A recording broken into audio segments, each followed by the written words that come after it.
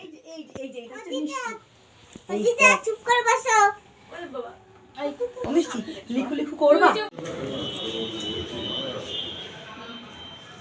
Hello everyone, ফুলবিজু ID ব্লগে সবাইকে অনেক ওয়েলকাম।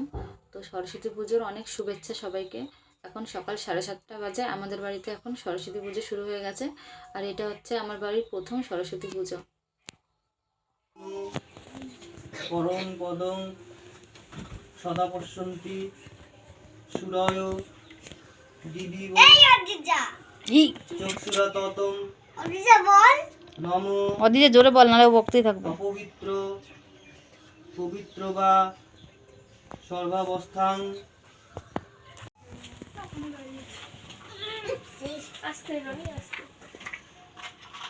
নে বসো বসো। এই যে এই যে এই যে এটা হচ্ছে মিষ্টি। দিদা চুপ করে বসো। ওরে বাবা এই মিষ্টি লিখু লিখু করবা। লিখু লিখু করবা। যাও যাও ভালো আঙ্কেল। এই পায়েল তুমি চুপ করে বস। ভেঙে যাবে ওই যে এটা এই রং ভেঙে যাবে। ভালো তখন কি হবে? রানী সরি পা লাগলো। আকিব কি করতে পারে? ড্রয়িং খাতা দিলেন না ঠাকুরকে? তাই তো রনি, ড্রয়িং খাতা দিলি না তো? জয়েন করতে না নিলে বাজে। চুপ বস। কোন দিকে মাছ? এই কবিতা তুই এত সকালে ও বিস্কুট খেয়ে ফেলছিল, তারপর কেড়ে নিয়েছে হাত থেকে। অনেক বুঝেছো, বসে চুপ করে।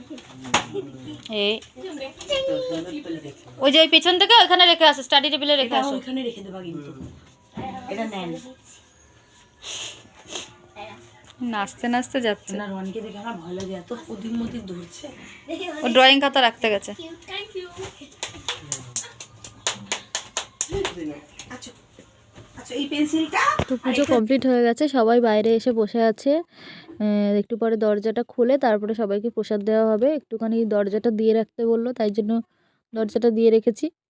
তো তারপরে কিছুক্ষণ পরে দরজা খুলে এবারে এই প্রসাদগুলো রেডি করা হবে, তারপরে সবাইকে দেওয়া হবে। তো সবাই এসেছিলো আমাদের বাড়িতে অঞ্জলি দিতে।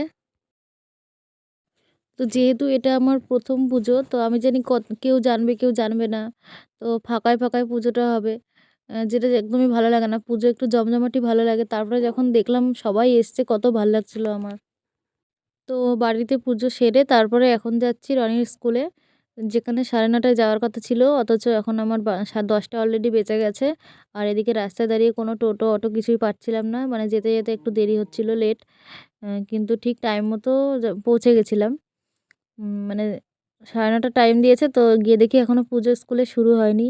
এবার বাড়িতে যেহেতু পুজো করেছি, পুজো সারতে সারতে একটু তো লেট হয়ে যাবেই বেরিয়ে, মানে বাড়ি থেকে বেরোতে। তো সেই 5টার সময় উঠে সব গোছাচ্ছি। 5টা থেকে সব গুছিয়েছি, তো 7:30টার মধ্যে সব রেডি করেছি। তারপরে 7:30টায় আসার কথা ছিল, তারপরে এসে পুজো সারলো। তো আমরা এখন যাচ্ছি স্কুলের দিকে।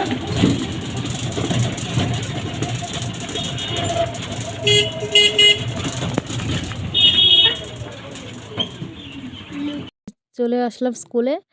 আর এই যে সবাই কত সুন্দর সেজে সেজে এসছে। ছোট ছোট কিউট কিউট বেবিগুলো সব শাড়ি পরেছে, খুব দারুণ লাগছিল দেখতে।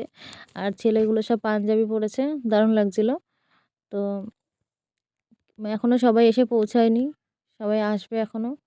আর পুজো এখনও শুরু হয়নি, গোছানো হচ্ছে, এখনও শুরু হয়।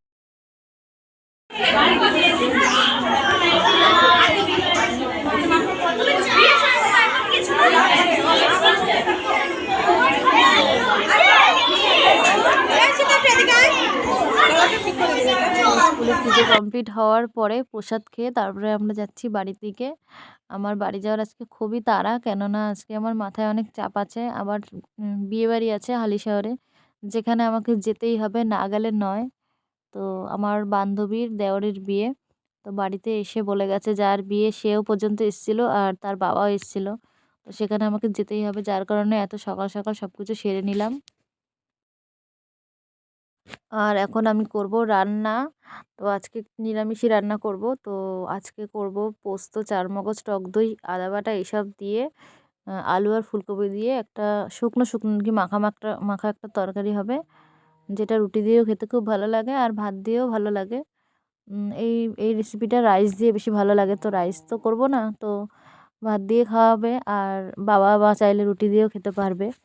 তো এই আলুগুলো ভালো করে ভেজে নিচ্ছি। আর এদিকে ফুলকপিটা, আমি ফুলকপি রান্না করলে হালকা ভাপ দিয়ে নিই, মানে হালকা একটু হলেও ভাপ দিয়ে নিই, যতই সিজনের হোক আর অফ সিজনের হোক আমি ফুলকপি সবসময় এরকম হালকা একটু ভাপ দিয়ে নিই।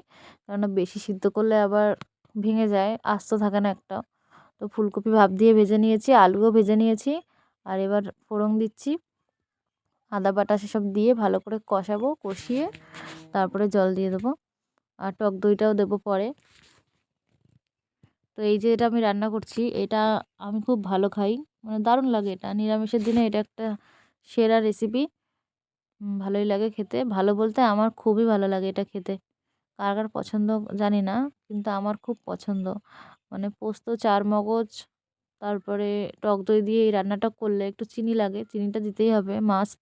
কারণ টক দই দিলে চিনি দিতে হবে সেই রান্নায়, নাহলে সেই টেস্টটা আসবে না। তো টক দইটা দেওয়ার আগে ভালো করে ফেটিয়ে নিচ্ছি কাঁটা চামচ দিয়ে। এমনি চামচের থেকে কাঁটা চামচ দিয়ে ভালো ফেটানো হয়, তাই জন্য আমার কাছে ফেটানোর ওই জিনিসটা নেই, তাই চামচ দিয়েই ভালো হয়, চামচ দিয়েই করি আমি। আর এই যে মশলাটা ভালো করে কষাচ্ছি, একদম লো ফ্লেম দিয়ে মশলাটাকে ভালো করে কষাতে হবে যাতে তেলটা ছেড়ে আসে। মশলাটা কষানোই হচ্ছে আসল, ওটা সুন্দর করে কষালেই রান্নাটা টেস্ট হয়। তো কষিয়ে টষিয়ে জল দিয়ে দিয়েছি, এবার এটা একদম মাখা মাখা একটা তরকারি হবে। তো তরকারিটা রেডি হয়ে গেছে। তো এবার একটু রুটি করে নেব, কারণ বাবা রুটি খায়, তাই জন্য বাবার জন্য, মাও খায় রুটি একবেলা করে, একবেলা না সরি দুবেলা করে খায়। কোনো দিন সকালে খাওয়া হয় না, তখন খায় না। তো আজকে করে নিচ্ছি রুটি। আর এদিকে তরকারিটা একটুখানি মনে হলো মানে ঢাকা দিয়ে রেখেছিলাম, তো সেই ঢাকনার জলটা পড়ে একটু জল জল হয়ে গেছে, ওই জন্য আর একটু টানাচ্ছি তরকারিটা, আর গরমও হয়ে যাচ্ছে একবারে। তো রান্না টান্না সেরে, মানে রনির বাবা আজকে ভোরবেলা কাজে গেছে, যাতে তাড়াতাড়ি আসতে পারে, এসে আবার যাব হালিশহরে। তো হালিশহরে ওখানেই থাকার ইচ্ছা আছে। বিয়েবাড়ি মানে আমার বাড়ি থেকে একটু দূরে, একটু দূরে বলতে বাড়ি থেকে 3 কিলোমিটারও নয়, 2.5 কিলোমিটার দূরে। তো বিয়েবাড়ি থেকে ওখানেই থাকার ইচ্ছা আছে।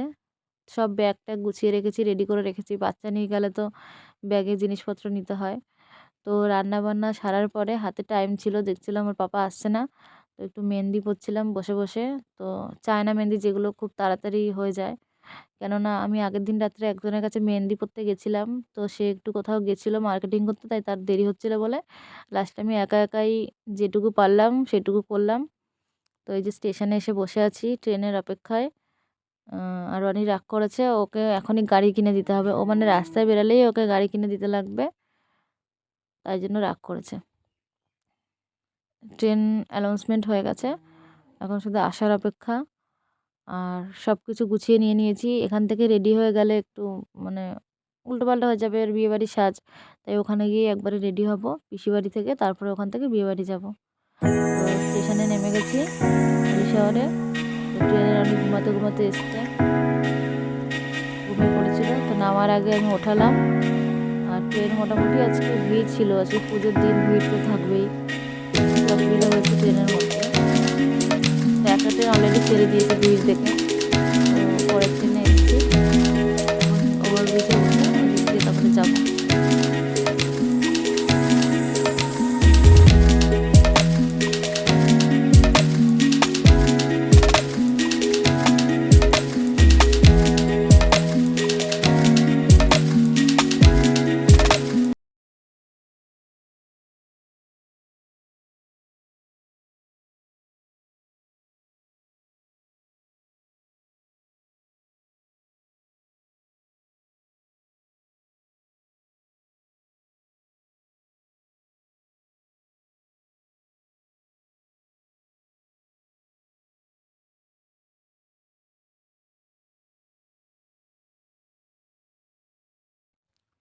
তো আজকে তো সরস্বতী পুজো, তার সাথে সাথে আজকে ভ্যালেন্টাইন্স ডে, আর তার সাথে সাথে আজকে ব্ল্যাক ডে। তো সব কিছু মিলিয়ে রনিকে একটা ফুল কিনে দিলাম। তো ফুল কিনে দেওয়ার পরে রনি খুব খুশি হলো, তো বললাম এটা দিদানকে দিবি, তাই বলছে ঠিক আছে আমি এটা দিদানকে দেবো। আর অটোতে অনেকক্ষণ বসেছিলাম, প্যাসেঞ্জার না হলে অটো ছাড়ছিল না। তো পিসি বাড়ি গিয়ে রেডি হয়ে এই যে চলে এসেছি বিয়েবাড়ি। বিয়েবাড়িটা হচ্ছে স্টেশনের একদম কাছে। আর রনি খাচ্ছিল ফুচকা, ওর বাবার সাথে ফুচকা খাচ্ছিল। আর এদিকে কি সুন্দর করে সাজিয়েছে। তো আজকে রিসেপশন। তো এই হালিশহর স্টেশনের কাছেই এই লজটা, সেখানেই এখানে প্রোগ্রামটা হচ্ছে। আর এখান থেকে এই যে স্টেশন রোডটা দেখা যাচ্ছে ওপর থেকে। আর আমার জন্য রনি পকোড়া নিয়ে এসছে।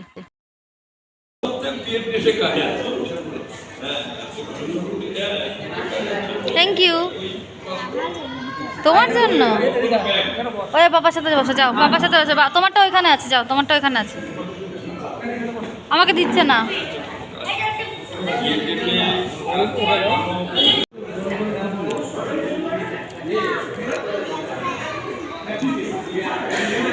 তো এখানে সাজুগুজু হচ্ছে। আমি পায়রাডাঙ্গা থেকে এসে রেডি হয়ে এখানে চলে এসেছি। আর এখানকার মানুষ হয়ে আমার বেস্ট ফ্রেন্ড এখনও রেডি হতে পারেনি। তো এই হচ্ছে আজকের দুজন সুইট কাপল। তো দুজনে খুব সুইট। আর এটা হচ্ছে আমার বেস্টু। তো বোঝা যাচ্ছে না আমার বেস্টু নতুন বউ নাকি ওর যা নতুন বউ। দুজনকে পাশাপাশি দাঁড়ালে দেখে মনে হবে দুজনেই নতুন।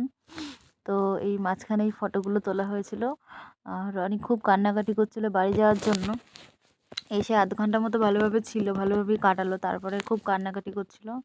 আর এটা হচ্ছে বলতে গেলে আমার বাবা মাই হয়, মানে আমার বেস্টুর বাবা মা আমাকে খুবই ভালোবাসে। তো আমার বাবা মার থেকে কম কিছু নয়। তো অনেক দিন পরে দেখা হয়েছে, তাই একসাথে অনেক ফটো তুললাম। কিন্তু দুঃখের বিষয় বেশিক্ষণ কাটাতে পারলাম না, কারণ রনি খুবই বায়না করছিল বাড়ি যাওয়ার জন্য। আর এখন বাড়ি যাওয়াটা খুবই একটা সহজ ব্যাপার না, কেননা রাত হয়ে যাবে। বাচ্চা নিয়ে এত রাতে যাওয়াটা খুব একটা ভালো না। এত রাতে বাড়ি যাওয়ার কারণটা কি? কারণটা হলো ও বিয়েবাড়িতে মানে যাওয়ার কিছুক্ষণ পরের থেকেই খুব কান্নাকাটি শুরু করে দিয়েছে। ও বাড়ি যাবে, জানি না কেন। তো এখন রাত 10টা বাজে, এখনও বাড়ি যাবে। তো কোনো রকম মানে ওর কান্নাকাটি থামানোর জন্য, মানে এখন জানি এখন যদি না বাড়ি যাই ও সারা রাত কাঁদবে, ঘুমাবে কি ঘুমাবে না।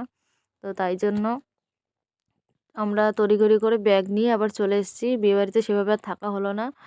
তো রনি যে ঘুমিয়ে পড়েছে। এখন স্টেশনে এসে পৌঁছেছি পায়রাডাঙ্গা। তো এখন বাজে রাত 12টা। তো এখন যাব বাড়ি। এই যে অন্ধকার, এই যে বাড়ি এসে এখন ড্রেস চেঞ্জ করে দিচ্ছি, ফ্রেশ করিয়ে দিচ্ছি, তারপরে ওকে ওকে শুয়ে দেবো। তারপরে আমরাও ফ্রেশ হয়ে আমরাও ঘুমিয়ে পড়বো। তো এরকম বিয়েবাড়ি সত্যি কথা বলতে কোনো দিন গেছি বলে মনে হয় না। ওর জেদের কারণে আমাকে এত রাতে এখন বাড়ি চলে আসতে হলো এই ঠান্ডার মধ্যে। তো এইভাবেই কাটলো আজকে আমার সারাদিন। সেই সব ভোর 5টা থেকে উঠে শুরু করেছি, এখন রাত 12:30 বাজে, এখনও এই জেগেই আছি, ঘুম নেই। আর অনেক যে স্কুল থেকে এই প্যাকেটটা দিয়েছিল সরস্বতী পুজোর জন্য, সোনপাপড়ি, লাড্ডু, মিষ্টি আর দুটো একটা কি কেক আর একটা কিছু একটা দিয়েছে। তো এখন বাজে 12:30, এখনও ঘুমাচ্ছে না। তো আমরা যখন এসেছি আমাদের আওয়াজ পেয়ে বাবা এসে রনিকে নিয়ে বসে আছে। রনি ঘুমাচ্ছিল না, খুব জ্বালাচ্ছিল, তাই ওকে কোলে নিয়ে বসেছিল। আর ও এরকম বদমাইশি করছিল, তার মধ্যে সোয়েটারও পরছে না, এই অবস্থায় বসে আছে। এই দেখ, এটা রনি, দেখ রনি এখন রাত্রেবেলা কি করছে দেখ। ঠান্ডা লাগবে আমার এখানে বয়, আমি দেখে নিতে চাই। গাড়িতে এরকম করে কেন উপরে নিচে? কই গাড়ি কোথায়? গাড়ি কোথায়? কই গাড়ি কোথায়? পরে নে। এদিকে ওখানে লাগাম, নাম্বার নেব। সাথে থাকে। তো দিনটা আমার খুব ব্যস্ততার মধ্যেই কাটলো। তো আজকের ভিডিওটা এই পর্যন্তই। সবাই খুব সুস্থ থেকো, ভালো থেকো। আর আবার একটা নতুন ভিডিও নিয়ে দেখা হবে সবার সাথে। যারা আমার ভিডিওটা দেখো রেগুলার, তাদের কাছে অবশ্যই ভালো লাগবে জানি। তো বাই, সবাই খুব ভালো থেকো।